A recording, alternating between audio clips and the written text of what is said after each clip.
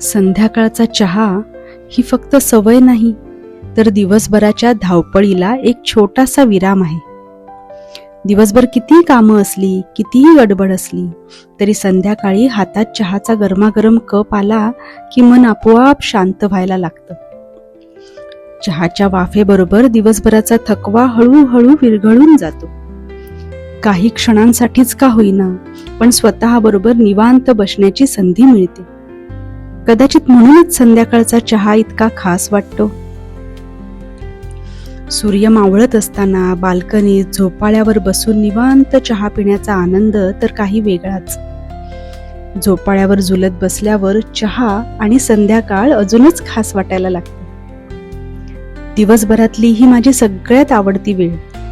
या काही मिनिटात मी बाकी सगळं विसरून जाते आणि फक्त त्याच क्षणात जगते.